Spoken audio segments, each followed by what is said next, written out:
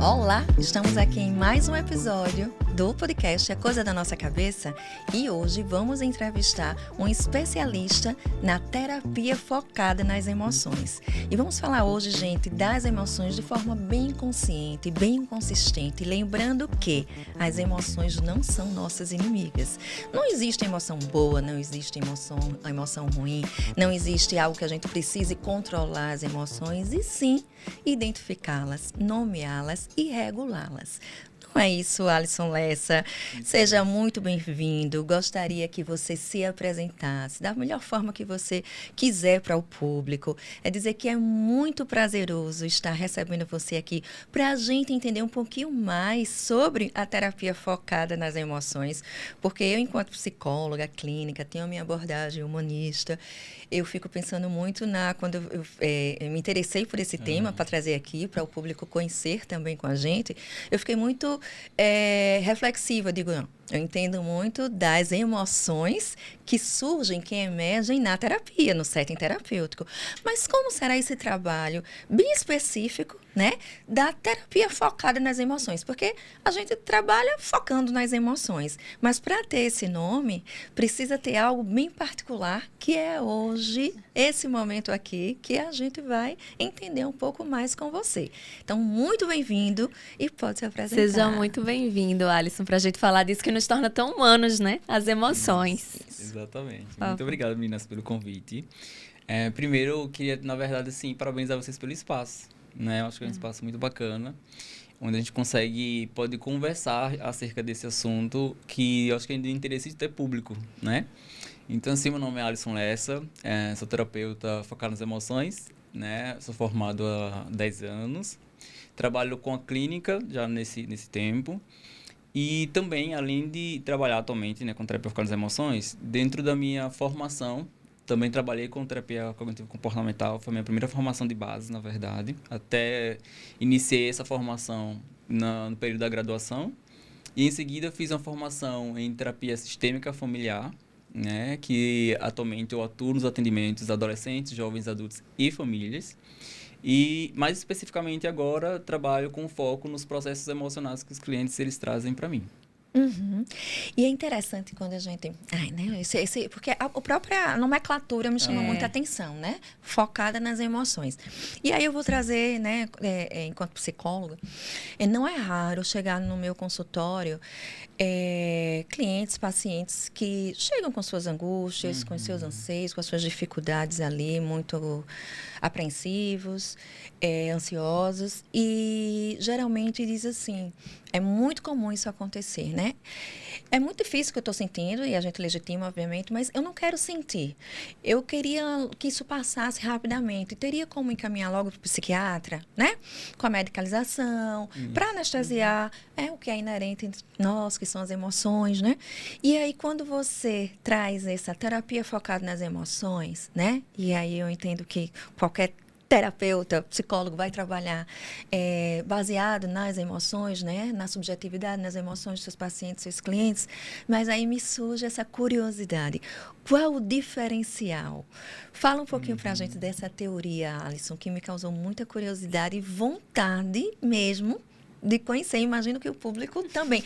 E não só porque eu estou falando enquanto psicóloga, mas discutindo o tema com a Milena, que é jornalista, isso despertou nela também. Então, imagina isso para a sociedade, para o senso comum, né? As emoções, por que sentir? Qual a necessidade de sentir, de trabalhá-las, de identificá-las? Por que não dar espaço para senti-las, mesmo aquelas que em determinado momento causam incômodozinho, porque causa, mas a gente precisa viver com esses desconfortos e saber lidar com eles. Enfim, já comecei aqui, ó. Você viu como eu fiquei, né? Entusiasmada. Por favor, que legal, Alisson. Que legal. E assim, bem, na verdade eu tive assim, tocada, né? Quando a gente fala assim, entusiasmada, né? Nós estamos falando já das suas emoções, né? De como você se sente diante desse tema. E assim, esse tema é um tema, de fato, que quando se diz assim, o que tem de diferencial, né? As abordagens, de modo geral, de fato, todas elas trabalham de alguma forma com as emoções, né? E o diferencial da terapia focada nas emoções é justamente trabalhar especificamente, ou seja, diretamente com ela. A maioria das abordagens, elas vão utilizar meios para chegar nas emoções. Então, por exemplo, vão trabalhar nas emoções a partir das cognições, né? E nós vamos trabalhar diretamente, especificamente com elas, né? E claro, para isso, a gente vai, hoje na nossa conversa, nós podemos até pensar um pouco de como é feito esse trabalho, né? Quais são as estratégias que a gente utiliza. Mas, de modo geral, a gente entende que antes mesmo, até Damásio ele vai trazer isso, né? Que antes mesmo de uma pessoa ela ter as suas cognições, as suas escolhas, suas mudanças de comportamento, existe um processo emocional que ele acontece, né, de forma mais automática, que já escolhe a forma, por exemplo, a forma como você vai lidar com as situações. O pensamento que passa na nossa cabeça, ele vem já de um filtro, vamos dizer assim, emocional, né? Então, quando, né, dentro da pesquisa do próprio Damásio, ele vai trazer e vai fazer essa reflexão nos livros dele, que é acerca do quanto as emoções, na verdade, elas têm um aspecto central no comportamento humano, na forma de pensar, na forma de agir. Então, a terapia focada nas emoções, ela a partir dessa compreensão, nós vamos ter a centralidade da emoção dentro do set terapêutico, né? Quando os clientes eles chegam para a gente, eles chegam não porque eles pensam de forma errada, ou porque eles se comportam de forma errada.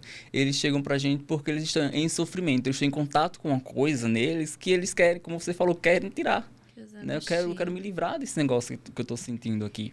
Né? E é interessante porque aí vocês dois trazem esse relato, né? Enquanto psicólogos, você primeiro, quando diz, eu vejo pacientes chegarem, eu quero tirar isso de mim, eu não quero sentir isso. E você diz assim, tem algo que me incomoda. E aí muita gente sequer sabe o que é isso. Não sabe nem o que está sentindo, não sabe nem denominar que emoção é essa, né? Sabe que tem alguma coisa ali que o angustia, que o incomoda, mas não sabe nem sequer o que é isso que o atravessa, né? Isso faz parte também entender que emoção é esse indivíduo, ter essa consciência emocional também, de que emoção é, ou de que é preciso passar pela emoção para poder, então, superar determinadas situações, né? Ou ressignificá-las. Enfim, quais são essas estratégias? Como é que isso funciona, Alisson? Isso, é isso mesmo. Assim, grande parte das pessoas, quando elas chegam, né, em contato com algum tipo de sofrimento e elas realmente querem se livrar, muitas das vezes elas não conseguem identificar ou diferenciar as suas próprias emoções. Tem algumas coisas que são bem interessantes de pensar. Por exemplo, quando a gente fala aqui sobre emoções, né, nós estamos falando, em termos de TFE, para além de alegria, tristeza, medo e nojo. Né? Nós estamos falando de uma experiência sentida no seu corpo, né? Você vivencia suas experiências de vida e você só tem uma compreensão que você está vivo justamente pela experiência sentida, né? Então, o que é a vida? A vida é só vida. Mas a vida, a partir do momento em que eu experiencio uma dor, a vida, a partir do momento que eu experiencio uma alegria, ela é uma outra coisa. Né? Então, as emoções, elas dão qualidade à vida, elas dão intensidade à vida, elas falam para nós, né? Elas sinalizam para nós, comunicam para nós o que é a vida. Então, quando o cliente ele chega no consultório, e ele chega muitas vezes, a grande parte deles chega como estrangeiros dele mesmo, né? Como pessoas que não se conhecem o suficiente. E por estarem, muitas das vezes, até por questões assim, da correria do dia a dia, do próprio produtividade do capitalismo, enfim, nós vamos criando essa distância, nós perdemos esse contato genuíno com as nossas próprias emoções e muitas das vezes é aí que fica o não sei exatamente o que é que eu estou sentindo, o que está acontecendo comigo. E as emoções, para além da alegria, tristeza, nojo, raiva, elas podem vir, por exemplo, como posso dizer isso, agrupadas, né? Então, eu posso sentir tristeza da raiva, entende? Eu posso sentir raiva do medo. Então, as emoções é um mundo muito complexo. Teria um exemplo, assim, quando você diz assim, o medo da raiva, né? Ou a raiva do medo, ou a raiva, né? a raiva do medo. Teria um exemplo, assim, Isso. prático para a gente entender melhor? Olha, tem algo assim que é muito vivo em mim, de uma consulta. Eu atendo famílias, como eu falei inicialmente. Então, eu estava atendendo uma família e um pai disse assim, mais ou menos assim, né? nossa, eu não sei por que ela fica tendo essas coisas. Essas coisas eram o sintoma, né, que a filha apresentava. Então, eu não sei por que ela fica apresentando essas coisas e tal. E aí, diante daquela fala, algo que a gente trabalha muito em terapia com as emoções, é estar presente para sentir o implícito daquela fala, né? Então, nós não estamos apenas focados na narrativa, nós estamos focados no que o corpo também está transmitindo, né? No que o tom de voz está falando, na intencionalidade daquela fala. E, naquele momento, eu fui capturando algumas informações daquela fala e eu fui ajudando esse pai a esclarecer um pouco o que estava acontecendo. Eu disse, nossa, né? E você fica assim um pouco inquieto quando você fala isso agora. E aí, fui dando voz àquilo que ele falava. E aí ele começou a dizer assim, é um mimimi que ela faz. Eu disse, nossa, é como se fosse uma raiva, né? Uhum. E aí ele fez assim, é uma raiva. E aí essa raiva foi ganhando um pouco mais de voz, de corpo. E aí eu comecei a perceber que não tinha só uma raiva. Eu senti assim, nossa, parece que tem uma raiva junto com uma preocupação. Aí eu joguei isso para ele, porque enquanto terapeuta humanista, nós não dizemos o que você sente ou o que você tem que fazer. Então a gente explora junto com o paciente, não estou ali com ele. E com ele eu quero entrar nesse mundo e conhecer esse mundo com ele. E aí eu perguntei, nossa, mas parece que você sente uma raiva, mas ela está junto de uma preocupação, é isso? E ele disse, isso. E ele começou a afirmar, começou a falar em contato com essa preocupação. Fala então dessa preocupação. Só que quando ele começou a falar da preocupação, ele começou a ficar muito vermelho e a voz começou a mudar. Uhum. E aí eu vi os olhos assim lacrimejando. E eu disse, olha, para um pouco agora. O que é que está acontecendo aí com você? Ele começou a chorar. Uhum. Ele disse, olha, se essas tuas lágrimas pudessem falar agora, o que é que ela diria? Uhum. Eu sou um pai fracassado. Foi a fala dele. Uhum. E aí, ou seja, aí a gente continuou, né, pedindo para ele falar para a filha, enfim. Mas o que acontece ali? A dor dele é se sentir fracassado como um pai. Uhum. Eu não dei para ela o suficiente. Onde foi que eu errei? Uhum. Né, para ela estar sofrendo dessa forma. Uhum. Mas se a gente for parar para pensar um pouquinho e olhar para isso, é difícil, né? Imagina o pai, cara, como é que deve ser sentido dessa forma, né? Uhum. E aí o nosso organismo, ele tende a se afastar da dor, né? Como um processo de proteção. Defesa. Isso. E aí o que é que acontece? Ele se afasta e ele ergue uma raiva, porque a raiva é muito mais fácil de lidar. A raiva tem um distanciamento da dor. Uhum. Né? E aí, não que existam raivas, né, que não possa doer, mas nesse caso específico, né? Então, assim, é mais ou menos assim que a gente vai trabalhando. Então, quando eu falo de emoções que vêm junto, né, é nesse sentido, né? Então, meio que o terapeuta que trabalha focado no processo emocional, nós chamamos ele de facilitador. Então, isso que eu estava fazendo com o cliente era facilitar o processo emocional dele. Talvez ele nunca pensasse, né, ou percebesse, melhor dizendo, que ele estava, na verdade, se sentindo um pai fracassado. Uhum. Né? Assim, até como as dores, e aí a gente já falou até disso aqui em outro episódio, né, das dores que nos sustentam, né, também. Até aquela frase da Clarice, né, Lispector, que ela diz assim, não, que às vezes até o meu sofrimento é um degrau fundamental daquele edifício, né? Ela fala isso com outras palavras, mas que se retira aquela dor, é um edifício inteiro que despenca. Nós sabemos qual andar, né, sustenta o edifício inteiro, né? Isso. Mais ou menos isso, né, que diz. E é muito interessante. E eu quero entender um pouquinho mais sobre isso, mas eu acho que para a gente evoluir é o que... Para mim, obviamente, enquanto psicóloga, isso está muito claro, mas é o que o senso comum eu percebo que confunde muito a diferença entre emoção e sentimento, né, Alisson? Para que o público também tenha esse entendimento, essa compreensão. O que difere a emoção do sentimento? E no seu trabalho, como é que você pode ir captando? Olha, a emoção, se a gente for pensar um pouco mais em termos técnicos, assim, a gente entende ela como um sistema inteligente do nosso corpo de comunicação, né? Então, as emoções, elas, na verdade, elas são formas do nosso organismo comunicar para a gente algo que precisa ser dado uma atenção, né? Tem algo aqui acontecendo comigo, eu preciso olhar para isso. Geralmente, elas tendem a ser mais focadas, elas tendem a aparecer e desaparecer, né? E quando a gente fala do sentimento, dentro da perspectiva da terapia com as emoções, o sentimento é a minha capacidade de perceber o meu estado, as minhas emoções, né? Então, eu posso estar, por exemplo, triste e eu percebo esse sentimento, percebo essa emoção que geralmente é uma emoção que pode, inclusive, perdurar um pouco mais. Então, a gente entende que esse estado, essa percepção, a gente vai chamar ela de sentimento. Tá? Então, é mais ou menos a diferença que a gente faz.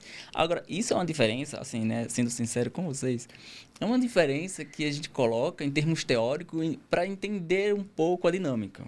Mas se a gente for parar para pensar, assim, né, na vida, no nosso dia a dia, tênue, né? é uma linha muito tênue. Então, né? assim, a gente não faz tanta separação, né? Ah, é uma emoção, tristeza é emoção, eu estou percebendo a tristeza, isso é um sentimento, né? Não é muito tênue, né? Isso. Agora, e aí, esse pai? Vamos ainda voltar para a gente entender um pouco sobre isso. Fica bem didático. Aí esse pai que ele identificou, reconheceu ali, não conhecia esse fracasso, ele como um pai fracassado. E aí, ele passa a não ser visto como um vilão, passa a se entender, passa a entender essa raiva, essa emoção não é vista como um vilão, uma vilã, digamos assim. Me ajuda aí a gente compreender aí como é que se processa isso, como é que se desenvolve esse mecanismo aí que vai emergindo aí, né? Isso. Olha, quando você me fala isso, me surgem muitas coisas, né? Primeiro, a gente precisa entender uma coisa. As emoções, existem pesquisas sobre elas, que as pesquisas que é o que nos norteia enquanto terapeuta focado nas emoções, e que é o grande também diferencial em termos de processo terapêutico, né, de acordo com as outras abordagens, é que existe uma classificação das emoções. Então, não são todas as emoções que merecem ser guiadas ou ser, como eu posso dizer, exploradas. Não são todas as emoções que nós iremos dar voz. Exemplo. Olha, não consigo te dar assim, um exemplo, porque não existe uma... Tipo assim, olha, a raiva, a tristeza, o medo. Existe, por exemplo, essa raiva, pronto, que o pai estava manifestando, né? Essa é uma raiva que a gente vai chamar de secundária. Certo. Certo. Porque ela é uma emoção que está apontando para uma dor maior. A tristeza que ele chora, essa é central e primária. Sim. Quando eu faço essa seta, né, que eu vou descendo ali com ele, né, estávamos numa raiva, fomos para uma preocupação e chegamos na tristeza, é nessa tristeza que mora a função e a necessidade desse pai. Então, quando nós conseguimos chegar nessa dor central, nessa tristeza, né, que ele diz, olha, eu sou insuficiente, enfim, não sou um bom pai, né? Quando você olha para ela, aqui eu consigo chegar, que é o nosso ponto central, que é o que eu preciso, então, agora? Quando eu me sinto desse jeito, o que é que eu estou precisando nesse momento? Aqui mora a necessidade emocional. A nossa necessidade emocional. Se a gente começa a pensar em uma briga de casal, né? Aí nós começamos a... geralmente é assim, né? As emoções, elas vão se escalando. E aí, eu tô ali gritando, você é isso, você é aquilo, não. Se um terapeuta ele está olhando, observando aquela história, e ele consegue ajudar aquelas duas pessoas, a identificarem o que é que está acontecendo de forma mais central, mais primária, às vezes eu estou querendo dizer assim, olha, eu me sinto tão sozinho quando você faz isso. Essa é a minha dor. E qual é a minha necessidade, então, quando eu estou dessa forma? Só que essa pergunta eu estou fazendo de forma racional, tá? Aqui. Mas no momento, quando eu peço para esse pai parar e dar atenção à sua emoção, é isso que eu estou dizendo para ele. Sim. Entende? Para que ele consiga olhar nesse momento o que é que eu estou precisando, talvez, diante dessa tristeza. Né? Dessa perda desse pai que eu queria tanto ser. Né? E dessa menina ali que chora, essa menina ali que tem seus sintomas, seus problemas. Entende? Sim. Nesse caso, é interessante que você está falando de uma emoção que está ali oculta, né? Maquiada por outra. Assim como nas brigas dos casais, que na verdade não é aquela raiva ali a questão. É a dor que cada um está sentindo, é um incômodo que existe ali, né? Uma mágoa, uma tristeza, e que isso se reverbera até um ponto de insatisfação que vai para a raiva, né? Mas em relação, Alisson, e aí, dentro do processo terapêutico, esses indivíduos conseguem acessar, entender o que é que de fato está acontecendo, né? Então, esse pai que percebe que, na verdade, existe ali uma tristeza antes daquela raiva. Mas e no caso daqueles indivíduos que não querem acessar a dor? Entenderam, é uma tristeza, mas eu não quero ter contato com isso. Como é que pode ser trabalhada dentro dessa perspectiva, né? De alguém que não quer ter esse contato? não está preparado, às vezes quer, mas não consegue, né? Isso. A resistência. A resistência, a dificuldade mesmo de entrar em contato. Porque eu costumo dizer, inclusive no consultório, que é como aquela feridinha aberta, né?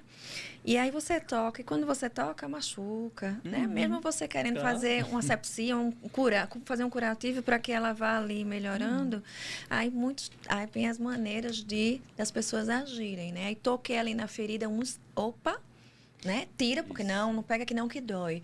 Outros está lá resistindo, sofrendo, mas deixando, né? E a gente sabe que cada um vai processar, elaborando ali de uma forma que ela dor. E ainda diria que sim, tem aqueles que tem lá a ferida e fica assim, ó. E tem aqueles que ainda fica mexendo, né? E que se mantém em um processo que não sai. É isso. Né? Então, assim, eu te respondendo, o nosso trabalho assim, não falei no início, mas nós somos uma abordagem neo-humanista. Então, nós entendemos, acreditamos, né, no que o Carl Rogers vem trazendo, no sentido de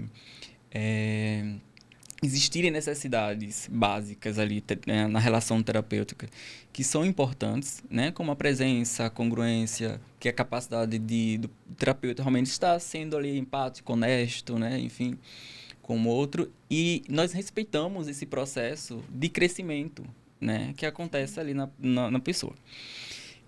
E assim, é muito comum acontecer, na verdade, das pessoas elas ficarem receosas de entrar em contato com as emoções. Porque, como eu disse, nosso organismo ele vai tender a se distanciar, se afastar, porque ele nos incomoda, mexe com a gente. E se você, enquanto pessoa, né, está ali presente, eu estou te escutando, estou te ouvindo, e eu respeito esse teu processo, é muito interessante o que acontece. As pessoas elas vão tender a entrar mais em contato com isso. E aí, no fim da vida, Carl Rogers vai falar sobre a importância da presença, né?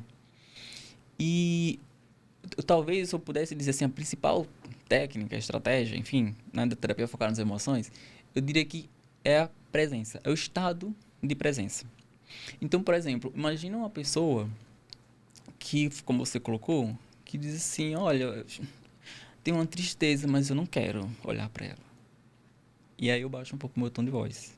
Eu digo, olha, tudo bem, eu entendo. Eu vejo que é algo difícil assim para você. E tá tudo bem. E nós ficamos aqui, ó, nesse tom, nesse silêncio. Eu já estou ajudando ela a entrar em contato. Às vezes a gente se confunde com entrar em contato com a emoção com chorar. Né? Sim. Quando eu consigo olhar nos seus olhos, quando eu consigo refletir um pouco daquilo, que a gente faz muito isso, a gente empresta um pouco do nosso corpo para o outro, né? Quando o outro não consegue sentir. E, por exemplo, você está me contando uma história e eu digo assim, olha, nossa, eu imagino como foi difícil para você passar por isso. Eu estou levando essa pessoa para o caminho de contato com as emoções. Né? Então, nesse processo respeitoso, nós vamos fazendo essa conversa entrar de uma forma mais íntima, tornar de uma forma mais íntima, sabe? É como se nós fôssemos entrando numa casa, e nós fôssemos aos poucos olhando as fotos e sentindo o cheiro da casa, o cheiro da comida, e sem muita pressa. Né? E geralmente... Respeitando, né, o tempo, Isso. o espaço, o limite do outro. Isso. O que o Rogers também traz da aceitação incondicional. Isso. Né? E essa, quando você fala, vamos pensar juntos, né? Estou aqui com você, né? A gente sabe, é a questão da empatia que Carl Rogers traz também, né? E aí vai tentando trazer aquele paciente para aquele momento aqui e agora, né? Para tornar consciente daquilo que está sentindo, daquilo que está pensando. Eu entendi mais ou menos dessa forma, né? Trazendo para a minha abordagem um pouquinho, já que você citou Rogers também. Mas me diga uma situação aqui que eu anotei aqui que eu achei muito para a gente também falar diante do que você já vem trazendo aí, Alisson, mas a partir dessa perspectiva que você trouxe aí, mas e se a gente ignorar muito essas emoções, né? Se a gente entende o tempo do outro, às vezes a gente precisa, enquanto terapeuta, a gente é que precisa tolerar a nossa ansiedade, porque às vezes é o nosso tempo que a gente está ali colocando em questão, querendo que evolua rápido, querendo que diga rápido, querendo que entre em contato logo com aquela situação, aquela emoção, e a gente precisa saber o que é meu, o que é do outro, é o tempo dele. Mas e se a pessoa, né, demora muito a entrar em contato, ignora muito essa emoção? Qual os perigos que isso podem, né, que isso pode acontecer, isso pode surgir? Les Greenberg, né, que é o grande teórico da abordagem, criador da abordagem, ele tem uma fala que, nossa, ela é maravilhosa. Eu acho que talvez uma fala que as pessoas precisariam conhecer. Que ele diz assim, olha, quando as emoções, elas não são expressas, elas crescem de forma clandestina. Então, os nossos sentimentos, quando eles não são expressos, eles vão continuar crescendo e se movimentando dentro de nós. Só que a diferença é que nós não vamos ter consciência deles. E eles vão gerar algo que a gente mais vê hoje na sociedade, que são sintomas. E esses sintomas se manifestam como? Vamos falar para o nosso público. Olha, nossa, das mais diversas formas você possa imaginar. As mais comuns, assim. Então, assim, a gente pode pensar, por exemplo, quantos pacientes chegam no nosso consultório relatando crises de ansiedade? Quantos pacientes chegam no nosso consultório chorando, muitas das vezes, uma raiva que nunca consigo colocar para fora, uma depressão? Né? Quantas vezes nossos pacientes chegam nos nossos consultórios, se atendem casais, por exemplo, né? Os casais em grandes conflitos ali. Então, assim, tudo isso são sintomas. E as psicossomáticas? Nossa, mas nós temos demais, né? E aí, assim, como a terapia é focada nas emoções, né? Nós vamos entender que o corpo, ele é o espaço, não é só na nossa mente, né? Não é somente na parte cognitiva, mas o corpo é onde nós moramos, é onde estão as nossas emoções, né? Damasio vai falar que, na verdade, a mente e o cérebro é cativo do corpo. Isso é super interessante quando ele vai trazendo isso, né? Então, assim, o nosso corpo ele vai manifestar desde dores de cabeça, ele vai manifestar as ronchas, né? Enfim, tantas coisas como formas de comunicar pra gente que alguma coisa está acontecendo. Então, assim, quando a gente não fala e falar, que assim, há uma diferença entre falar da emoção e falar na emoção.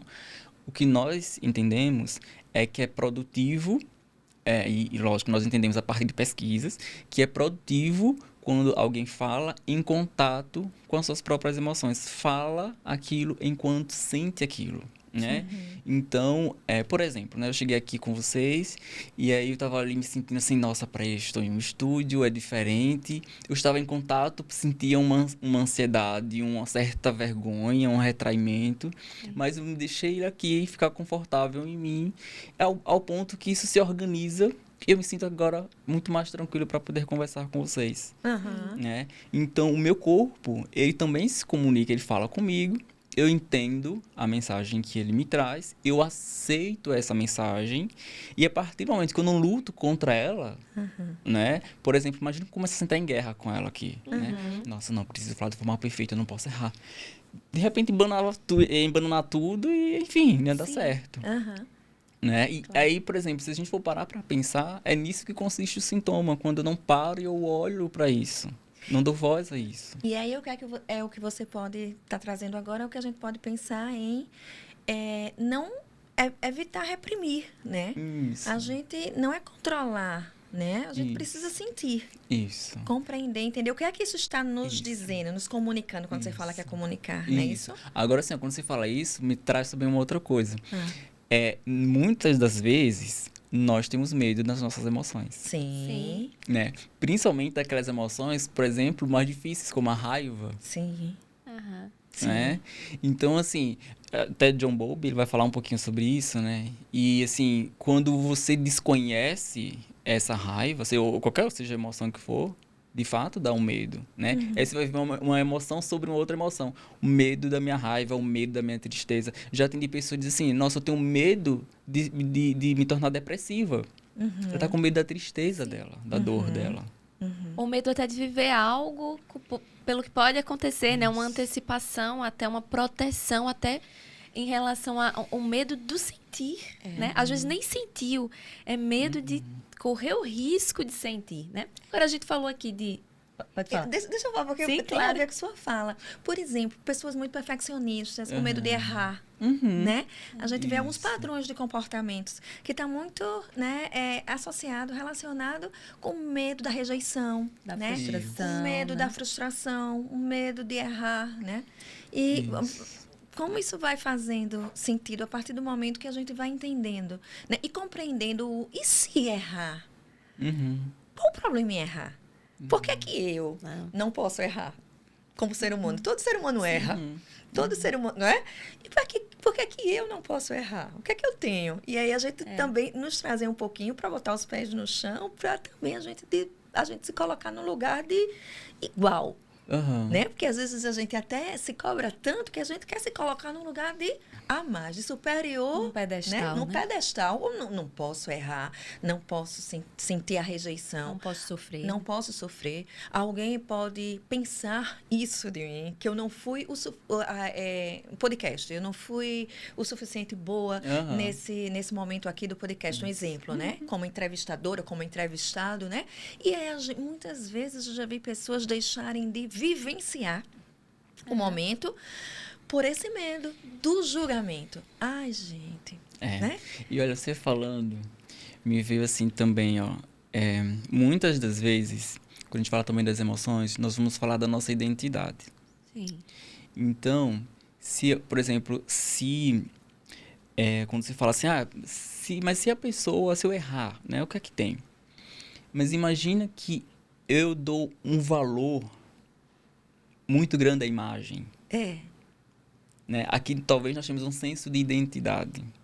Né? E aí talvez a pessoa pode entrar em contato com emoções realmente extremamente dolorosas e difíceis, como eu fui um fracasso, eu fui uma vergonha. Quando a gente começa a falar sobre emoções, também a gente vai precisar pensar em contextos sociais. Né? Por exemplo, quando nós vamos pensar, a depender do público que a gente trabalha, que a gente atende, da nossa própria história de vida, existem pessoas que elas vão carregar estigmas muito fortes, né? E aí, por exemplo, nós temos pesquisas que vão apontar que é mais frequente, por exemplo, mulheres sentirem mais medo do que o homem. Mas por que isso? Não é? Então, se a gente for parar para pensar, quantas pessoas, se a gente for pensar nas minorias, sentem muito mais vergonha. Até em questões socioeconômicas, aí você está falando, isso é muito importante. Até de dizer assim, eu não tenho tempo para sofrer. Eu não posso, eu tenho que trabalhar, não tenho tempo para sofrer, não. Tenho que trabalhar.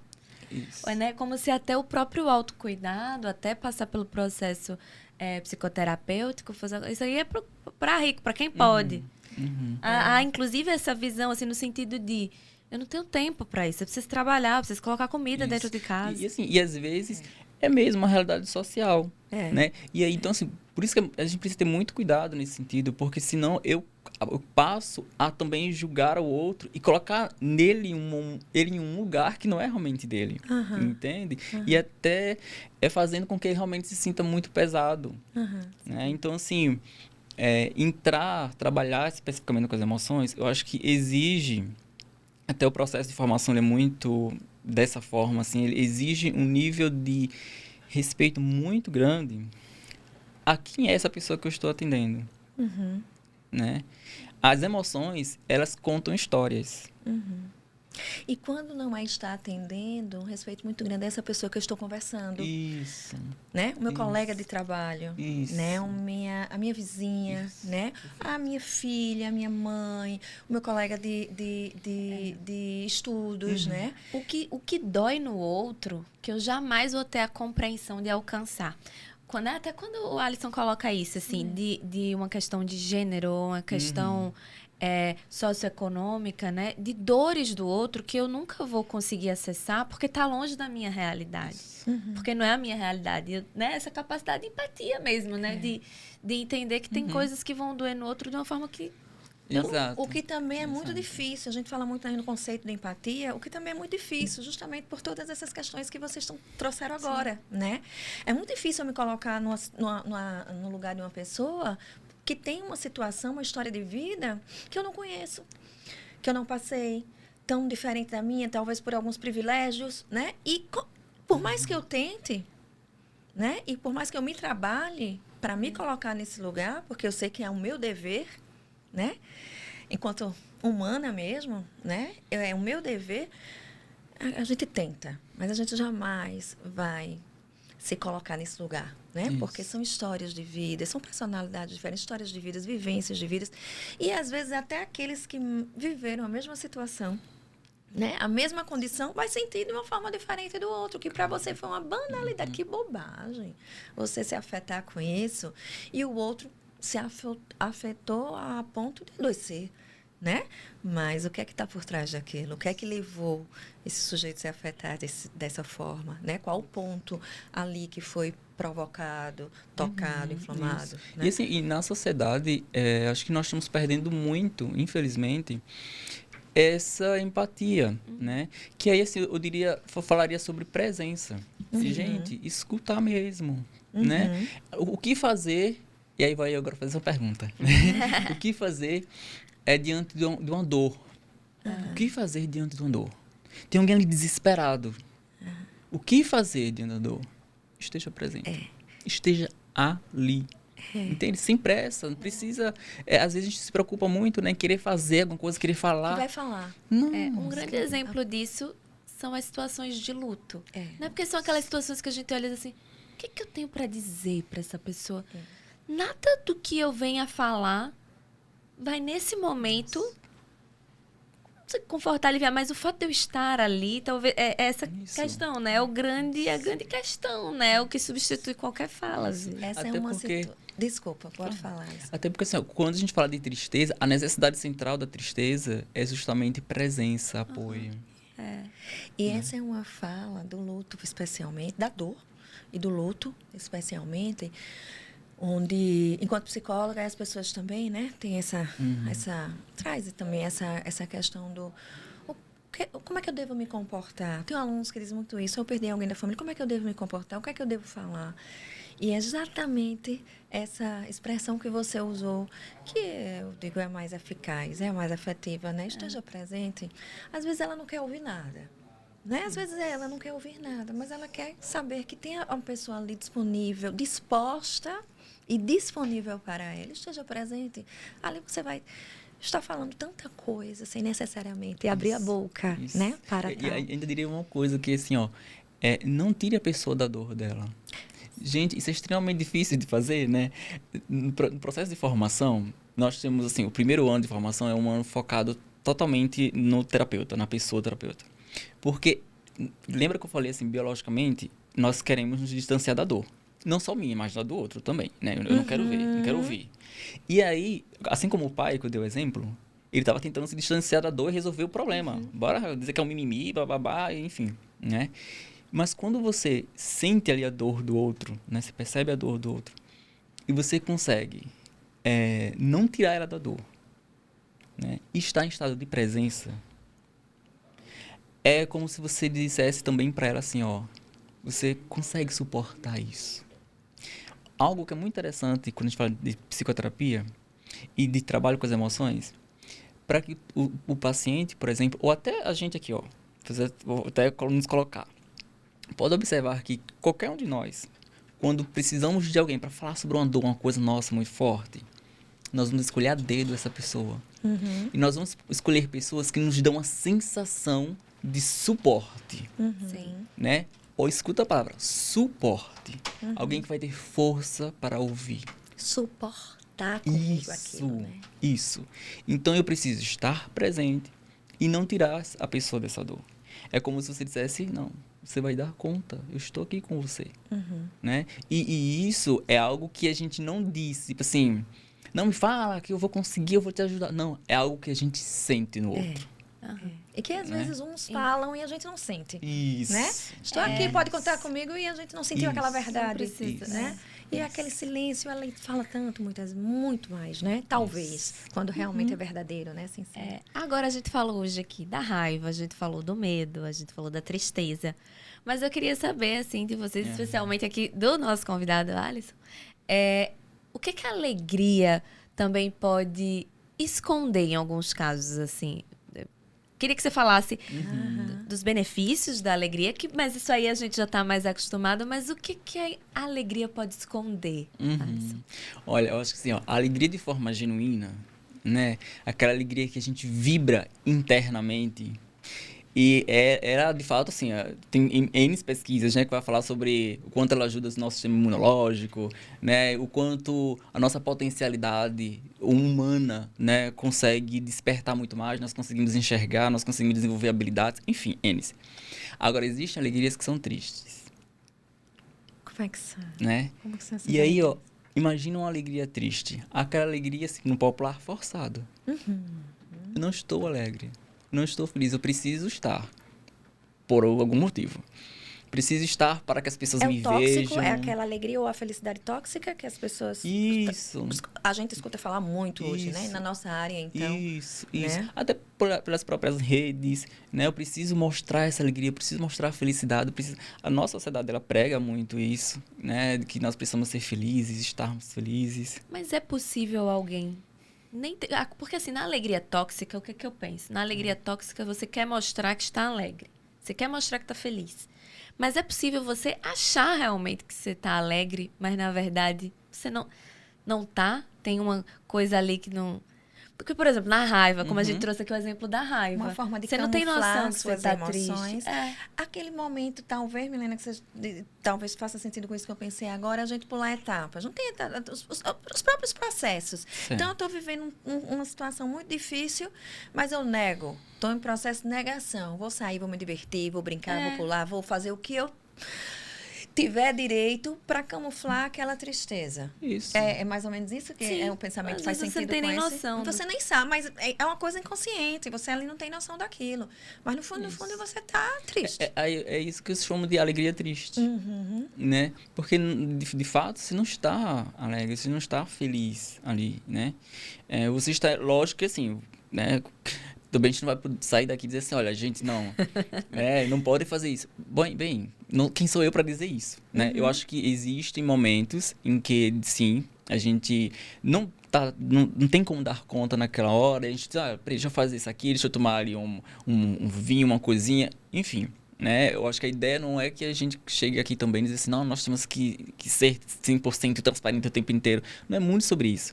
Até porque a gente nem consegue organizar isso dessa forma. Né? As nossas emoções, elas são automáticas, elas estão no nosso corpo e elas têm uma manifestação e um funcionamento que é delas.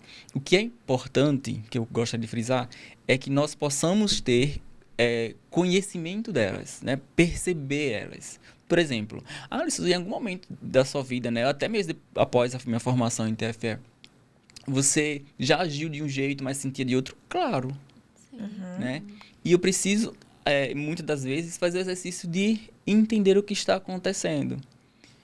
Porque aí, mais uma vez, quando eu percebo que está por debaixo dessa emoção, né, de algo mais secundário ali, por exemplo, dessa alegria, né, mas na verdade eu estou triste, às vezes eu converso comigo mesmo e digo, olha, tá difícil, né, para você olhar para aquilo, Alisson. Então, vamos negociar aqui. Sim. Como é que eu vou fazer? Você traz para consciência. Né? Isso. E a partir daí, você tornando consciente, você tem manejo melhor. Isso. Né? Você consegue manejar melhor essas emoções, né? A seu favor, né? E a favor das pessoas que estão em sua volta. Isso. Alisson, a gente vai terminar com um quadro, porque nós temos o tempo contado. E ele fica ali me aperreando todo. Eu digo isso, eu vou dizer a todo mundo, e qualquer dia eu vou mandar virar a câmera para quem, viu?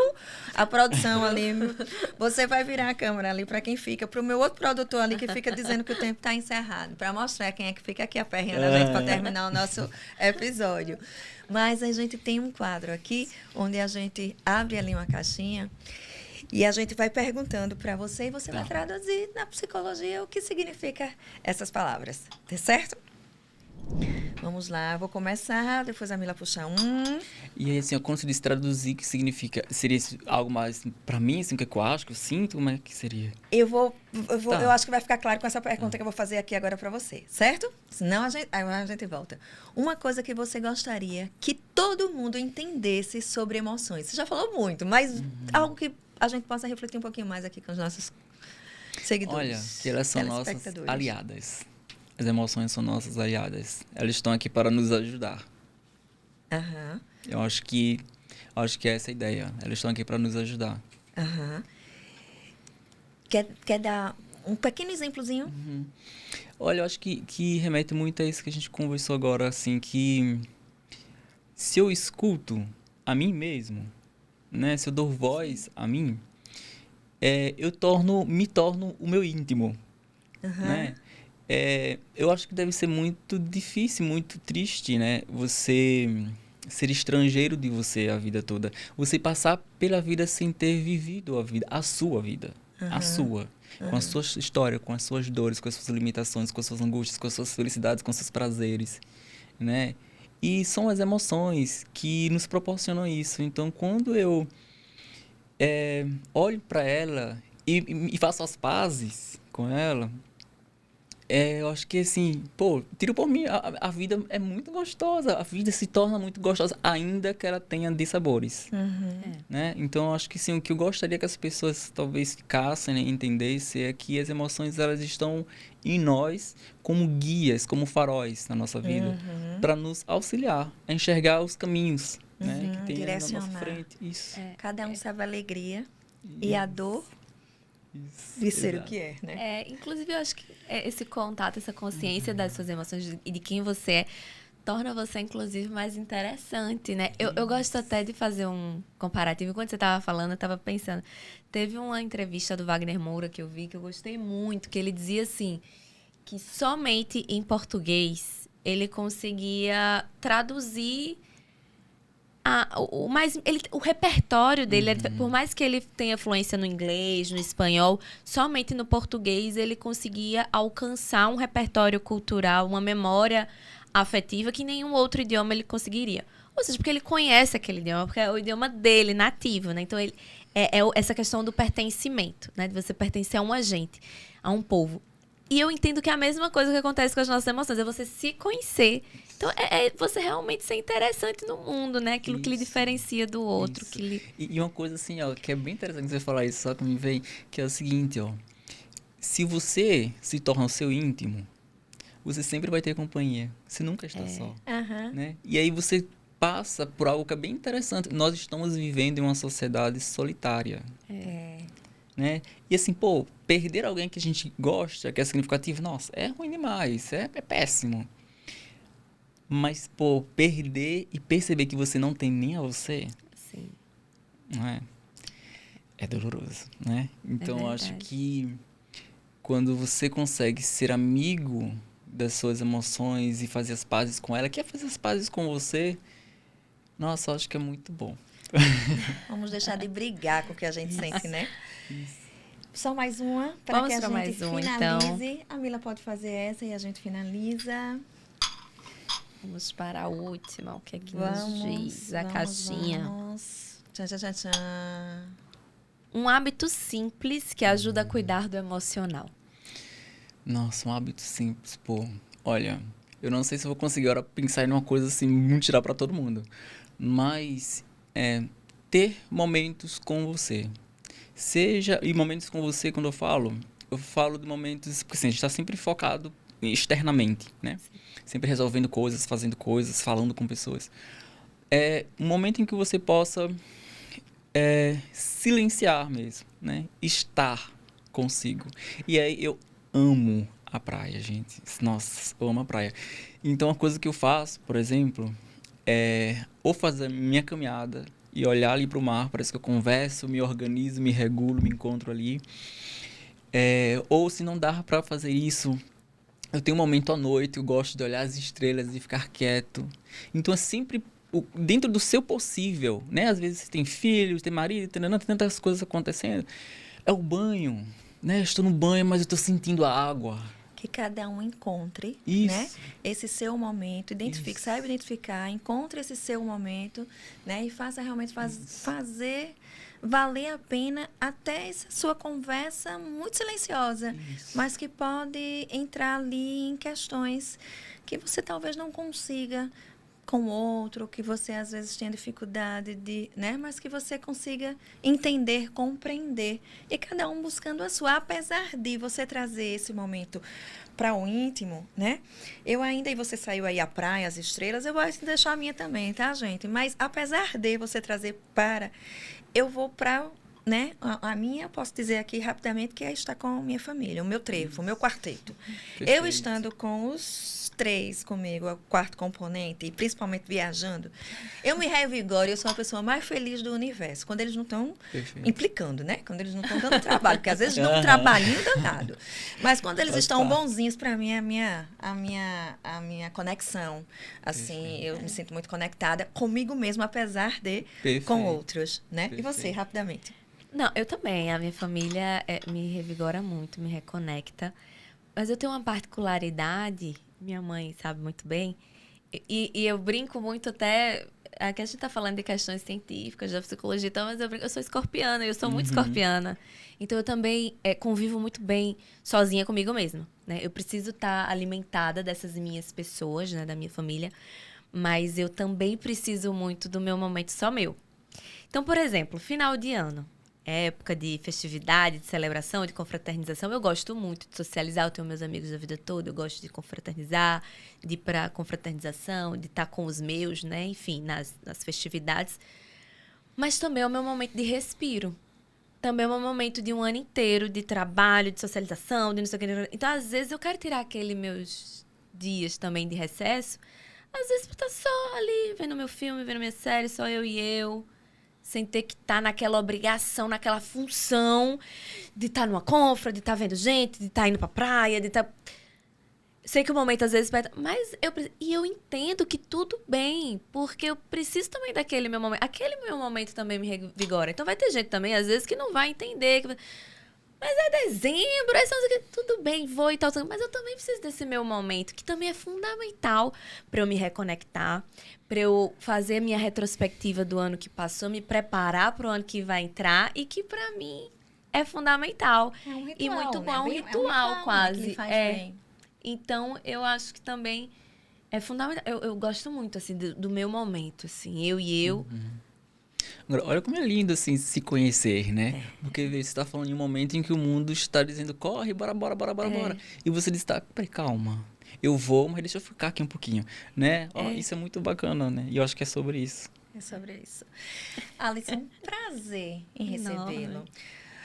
Eu gostaria que você finalize. Quero que volte aqui outras vezes. Sempre sentir vontade, sentir disposto, disponível. Estamos com as portas abertas aqui para ouvir você falar, elucidar muito mais aí o seu trabalho. E gostaria que você encerrasse falando para o público sobre o seu simpósio. Isso, a primeira assim, aí o público. É um prazer também estar aqui com vocês. E quem sabe, né, em breve estaremos aqui de volta. E assim, sobre o simpósio, nós vamos estar recebendo aqui em Maceió, pela primeira vez, né, saindo lá do Rio de Janeiro, nós vamos ter o simpósio nordestino de terapia focada nas emoções. Vai ser realizado no dia 13 e 14 de março. Né, nós estamos agora no nosso segundo lote. E estou bem feliz, assim, a gente vai estar recebendo os 2 trainers, né, brasileiros e mundiais em terapia focada nas emoções.